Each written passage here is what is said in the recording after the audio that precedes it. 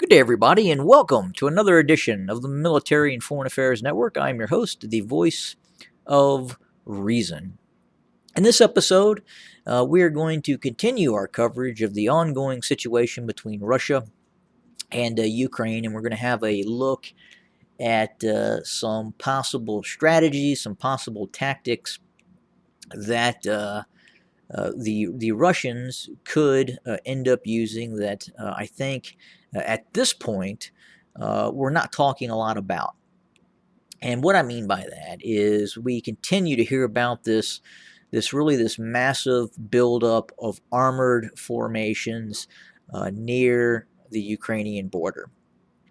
Specifically, we're seeing both a composition of forces building up near the tri-border of the Russian Federation, Belarus, and Ukraine.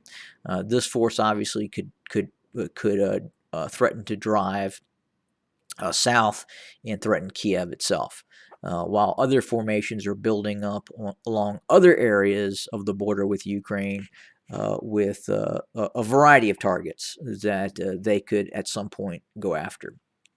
But again, when you think about the Russian army, you think about this large armored juggernaut that does exist, and it is the hammer of the Russian military, along with their use of artillery, and they will continue to use massed fires of artillery. But I think there's one area that this conflict it could be overlooking at this point, and that is the use of air power and other assets the Russians have not normally used as much. So if you harken back to the 2008 war between Georgia and Russia, if you wanted to call it a war, I would say it was more of a response action by the Russian forces into both the areas near Abkhazia and South Ossetia, and and obviously that operation expanded a bit. But in 2008, we saw the Russians struggle in terms of using fixed wing aircraft, and we saw some very initial stage deployment of possibly the Iskander and other ballistic missiles, not used in a huge amount, but nonetheless used. And in Georgia, the Russians really kind of reverted back to its what it's traditionally been good at. And in 2008, it used some of its best units. It used some of its airborne troops, or a lot of its airborne troops, and that those forces really won the day. The aggressive actions of those airborne troops in Georgia really set the Georgians back. Now, the Russians did use air power. They attempted to utilize some anti-radiation missiles to suppress Georgian air defense systems, but the Georgians gave a good showing of themselves, especially in terms of air defense. They were able to shoot down some Russian aircraft, and the Russians really struggled with some basic communication and supply issues as well. But 2008 was a long time ago, and the Russians have improved dramatically, especially in terms of the capabilities of their air force. And not only that, the Russians have been operating in Syria for many years now. Operating, and many of the pilots in the Russian Federation have gained valuable experience dropping both dumb bombs and rockets, and at the same time dropping precision guided ordnance as well, mainly GLONASS GPS, their version of the JDAM, basically. And we've also seen the use of the Iskander in Syria. We've seen the use of the Caliber cruise missiles, and a variety of cruise missiles being used by the Russians in Syria. So again, the Russians have gained valuable experience over the many years they've been deployed in Syria in fighting a host of rebel groups, to include forces that are being assisted by the Turks as well. So again, I guess my point that I'm trying to make is that while we're looking for this giant armored onslaught of the Russian army to cross the Ukrainian border, and we often hear now about the Russians are waiting for the ground to freeze.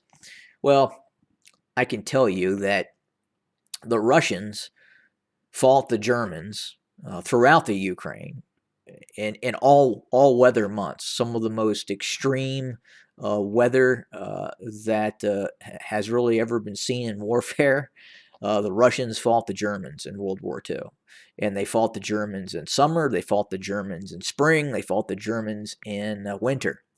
And they were conducting large scale operations throughout the year. They were not waiting for mud to freeze or it to get warmer or it to get real cold. It didn't happen like that. It was nonstop. So the idea that everything is predicated on the ground freezing in Ukraine, now it may make it easier for some of these armored formations to conduct operations, and maybe they are looking at that in some aspect. But at the same time, I would suspect that we could see a air campaign very much like what occurred during the first Gulf War in 1991. And again, we would be looking for the Russians to attack and degrade the Ukrainian air defense systems to begin with. Again, the Ukrainians possess a very robust air defense network of former Soviet air defense missiles, including S-300s and some upgraded S-300s as well, and a host of other systems as well. So initially, we would see the Russians attempting to degrade and destroy the Ukrainian air defense capability, and that would be the use of anti-radiation missiles, KH-31Ps, going after these air defense sites, and then again, once that air defense network is adequately degraded, depending on how long that would take. And once Russian pilots felt more comfortable flying over Ukraine, and then they having the ability to drop precision-guided GLONASS bombs, and at the same time, while this would be going on, the Russians would be instituting an Iskander campaign with both ballistic missiles and cruise missiles being launched from both ground systems, naval systems, and air systems firing the KH-101. But again, I would say that initially, that I believe is what we would see. While we would anticipate a ground campaign at some point, Russia does possess a capability that we've not seen until recent years from the Russians, and that's the ability to launch a fairly robust and effective precision-guided bombing campaign. And I've identified, and I was just going to kind of show you the audience. I believe this is the first armored brigade of the Ukrainian military, again, based and not too far from both what would be the Russian border and the Belarusian border, and just to the north of Kiev. And this would act as a primary blocking force along with territorial defense forces and other units to prevent a possible Russian move towards the Ukrainian capital. And we'll go in here and we'll have a good look. And you can see the battalion buildings. You can clearly see tanks, T-64s, lined up, and you can count individual tanks: 1, 2, 3, 4, 5, 6, 7, 8, 9, 10. Assuming these are companies, and then obviously they are also deployed and kept inside of these buildings here. But we could expect to see attacks, again, precision-guided attacks using both cruise missiles, ballistic missiles, and probably some things we aren't even aware of yet that would be utilized against the Ukrainians. And again, that concept of we would see this large armored column engaging the Ukrainians, obviously that would happen. But I would suspect initially we would see something a little bit different. And in terms, again, the use of air power, what I'm trying to do is see if I can see a roadside view of the space. And obviously, you can't. The closest you can get is this area here. And you can see while some of this area near the base is good for tanks, and then obviously other areas not so much. Again, it's built up, and there's a lot of foliage in a lot of these areas. Now, with that being said, in the dead of winter, this would not be this green. You would be able to see through this in the dead of winter because all this green foliage would now be gone. Especially now. And then if you go to other areas, you see where it makes for some really great tank warfare operations, armored warfare operations. And I'll try to find an area that looks kind of the area that when we think about the Russians operating in, this is kind of what we look at in terms of very, very good areas for tank warfare. And we'll go down and we'll have a ground's eye view of the area here real quick.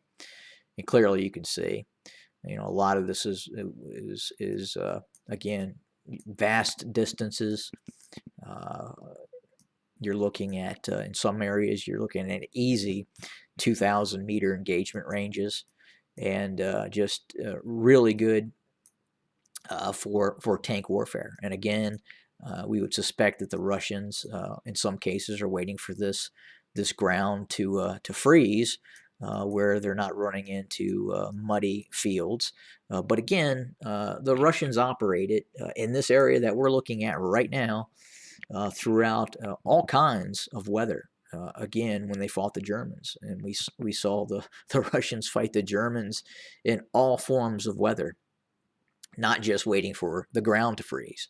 So again, I understand the concept behind that issue, but again, I think it's probably not as big of a deal as people are making it out to be. And again, I think initially we would definitely see some sort of air campaign, and all the components of a possible Russian invasion may not be in place before they could effectively launch said air campaign and cruise missile strikes. So this could go on for weeks, quite possibly, with the goal of making the Ukrainian military capitulate before we see this red thunder from the Russian armored forces crossing the Ukrainian border. And much like we saw in the first 1991 war, where there was even I don't want to say a pause, but it was suspected that the air campaign would just be an air campaign, and we could possibly see the Iraqis pull out of Kuwait prior to a ground invasion. Now, obviously, that didn't happen. A ground operation launched, but we could see a very robust air campaign where Putin looks to then make the Ukrainian government capitulate through a very heavy-handed air campaign. And again, the Russians have that capability now. In 2008, not so much, but again, their technology has improved. They have the ability to drop what we would call the JDAM on targets in the Ukraine, and a host of precision-guided munition systems that they could utilize. Now, obviously, they're not using the attack pods like the United States uses, and some of the more advanced systems the United States uses. However, they have what we have seen in terms of the U.S. launching Tomahawk missile strikes. The Russians have that capability now in utilizing the Caliber cruise missile and then the air-launched KH-101 system, as well as some other systems as well. But again, I would look for that sort of operation to kind of set off the conflict, as opposed to a massive and instant armored thrust into the Ukraine. Well, we may see that ultimately. I think initially we could see some sort of air campaign to begin with. But again, this is by no means going to happen as of yet. But if it does, just again talking about some of the strategies and tactics that we could see. Have a good day, everybody.